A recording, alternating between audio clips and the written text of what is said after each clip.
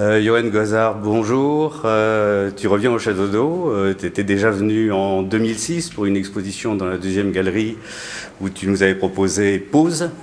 Tu reviens donc quelques années plus tard, mais là par la grande porte pour une exposition dans la galerie principale. Ton travail a considérablement évolué, à mon avis. Et j'aimerais en quelques mots que tu nous dises un petit peu ce qui s'est passé justement dans cette maturité qui t'a amené donc de 2006 à aujourd'hui dans une pratique peut-être beaucoup plus systématique, beaucoup plus approfondie de la nuit. Alors, ce qui a évolué beaucoup, c'est déjà, moi, ma relation à mon propre travail, puisque la première exposition faite au Château d'Eau, c'était un pied à l'étrier qui m'avait été offert. C'était à un moment donné, comme maintenant, c'est-à-dire l'occasion de déterminer là où j'en étais et là où je voulais aller. La première exposition Pause m'avait permis déjà de constater que mon sujet n'était pas celui que je pensais, puisqu'au départ je pensais photographier des choses, et finalement je me suis rendu compte que ce qui m'intéressait le plus c'était le temps passé dans les lieux, et puis la lumière d'un point de vue plastique, c'est-à-dire le fait de quasiment peindre avec la lumière, d'utiliser la nuit en fait comme une espèce de grand plateau noir sur lequel je mets des petits coups de projecteur de ci de là, que j'utilise comme des pinceaux, et ensuite affiner tout ça avec Photoshop. Et le temps qui est passé, le temps dans mon travail il est extrêmement important parce que je fais un travail très lent, de la pose, en passant par la maturation du travail, c'est-à-dire qu'en général je fais les photos mais je les laisse un petit peu en jachère parce que je me méfie de mon propre enthousiasme par rapport à ce que je prends en photo. Donc en général je les regarde après, pas dans l'immédiat. Et ensuite je m'autorise des retouches,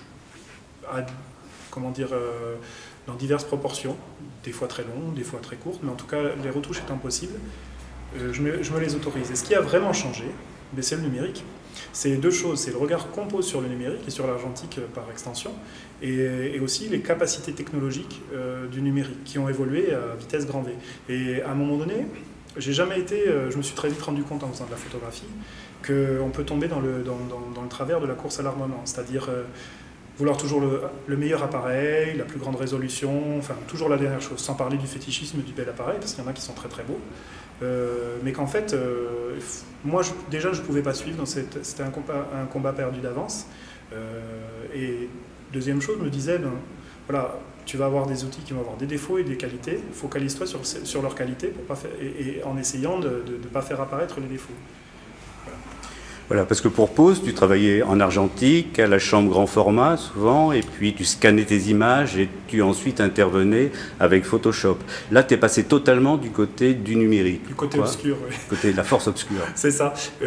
En fait, oui, je travaillais d'abord au moyen format, ensuite à la chambre. Alors du coup, la transition s'est faite en douceur parce que j'avais ce désir de la chambre parce que je voulais vraiment me confronter à la photographie sans travers. J'avais fait des études d'art appliqué et ces études auraient pu me pousser à faire une photographie de graphiste, sans vouloir insulter les graphistes puisque je l'étais à l'époque moi-même, c'est-à-dire faire une espèce de bouillie de pixels en me disant c'est pas grave si là c'est pas bon, je vais le rattraper. Je voulais vraiment pour des raisons techniques, c'est-à-dire une exigence technique, avoir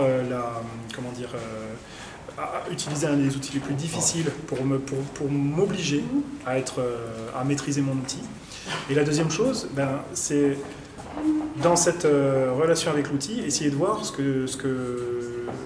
quelles questions l'outil me faisait me poser. C'est un peu barbare dans la manière de le formuler, mais voilà, qu'est-ce que c'est faire des photos, dans quelle direction ça va m'emmener, et effectivement ça m'a emmené sur cette direction du temps. Ça paraît une évidence quand on parle de photographie, mais j'ai pu, comme souvent, j'ai pu déterminer ce que je voulais en déterminant ce que je voulais pas, petit à petit. Et le passage au numérique, ça a été comme une évidence parce que déjà je ne pouvais pas l'ignorer, malgré justement cette inquiétude par rapport à la course à l'armement. À un moment donné, quand apparaissent des appareils qui permettent de faire des photos de nuit noire, en pleine nuit noire, à main levée, certes avec un peu de grain, mais on ne peut plus envisager la nuit de la même manière. En tout cas, ça aurait été un archaïsme. Donc je voulais absolument voir ce que ces appareils pouvaient me donner. Donc pendant un certain temps, de 2006 à 2009, oui à peu près ça, j'ai commencé à expérimenter du numérique. Pas forcément avec les meilleurs appareils existants, mais comme je disais tout à l'heure, j'ai essayé d'utiliser les appareils pour ce qu'ils pouvaient me donner. Et par conséquent, j'ai commencé deux séries une série qui au départ partait sur du repérage, Wonder Pools. Je prenais en photo ces piscines qui m'avaient quand même inspiré depuis un moment. Je me disais il faut en faire quelque chose. Puis au bout d'un moment de dire il faut faire quelque chose, il faut le faire. Donc j'ai commencé à prendre ça comme une sorte de repérage.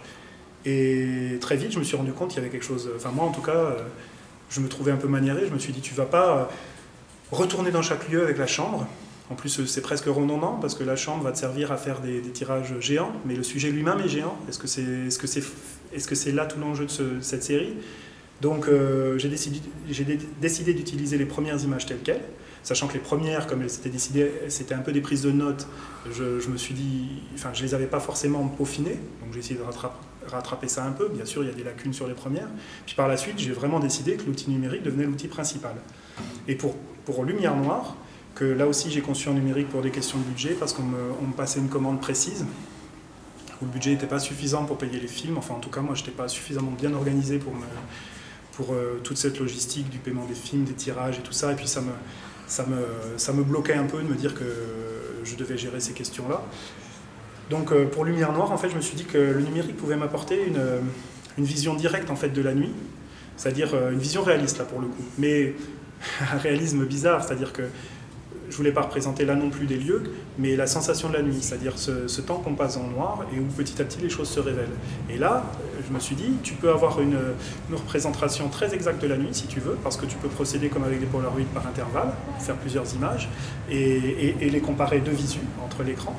Et après, du coup, montrer des tirages qui sont proches du noir, mais dans lesquels on voit des choses.